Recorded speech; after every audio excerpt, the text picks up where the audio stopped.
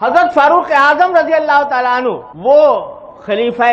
دوم رسول اللہ صلی اللہ علیہ وسلم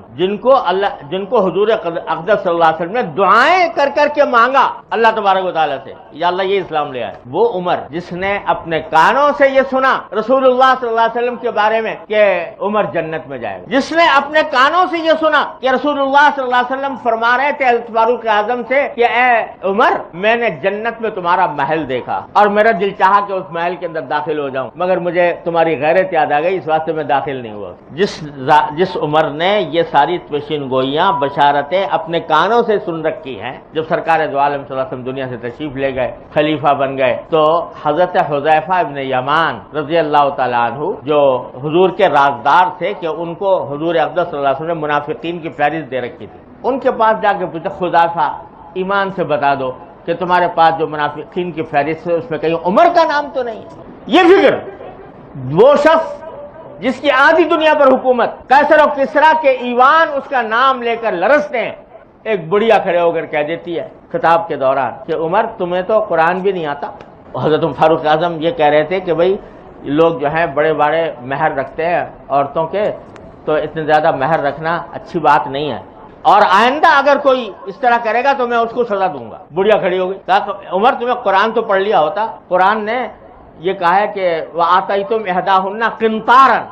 کہ اگر تم اپنی بیوی کو کسی کو مہر دو ڈھیر بنا کر سونے چاندی کا، تو قرآن نے تو ڈھیر کا ذکر کیا، اور تم کہہ رہے ہو کہ اس سے زیادہ اگر ہوگا تو میں سزا دوں گا، تو قرآن کے خلاف بات کرتے ہو۔ حضرت فاروق اعظم نے کہا یا اللہ، ایک بڑھیا جو ہے اس کو مجھ سے زیادہ قرآن کا علم ہے، اور استغفار کیا اور کہا کہ واقعی مجھ سے غلطی ہوئی، اور کسی جگہ خطبہ دے رہے تھے، بہت شاندار قسم کا لباس پہن جو کہیں سے آیا ہوگا پہن لیا، جب وہ خطبہ دیا، خطبہ دے کر فارغ ہوئے تو پانی کی مشک بھری اور کندھے پر رکھ کر کسی بڑھیا کے گھر میں لے جا کے پانی ڈالا۔ کسی نے پوچھا کہ حضرت کسی کو حکم دے دیتے کہ وہ یہ کام کر دیتا، تو فرمایا اصل میں جب میں یہ لباس پہن کے کھڑا ہوا تھا، کچھ میرے دل میں کچھ تکبر سا آ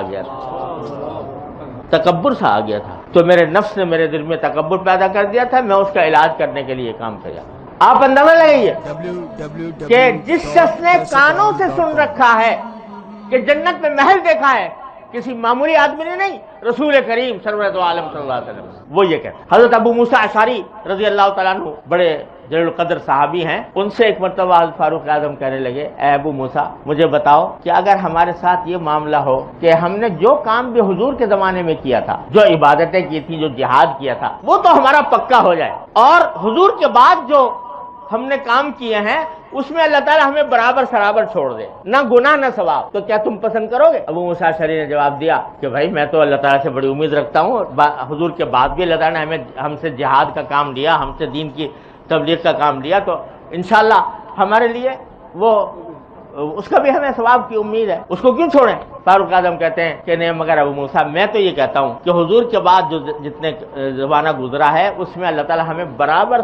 چھوڑ دے تو یہ میرے لیے بہت۔ ہر وقت یہ فکر لگی ہوئی ہے کہ میرے اندر تکبر تو پیدا نہیں ہو گیا، میرے اندر حسد تو نہیں آ گیا، میرے اندر کوئی اخلاقی خرابی تو پیدا نہیں ہو گئی۔ ایک صحابی نہیں، مثالیں دوں تو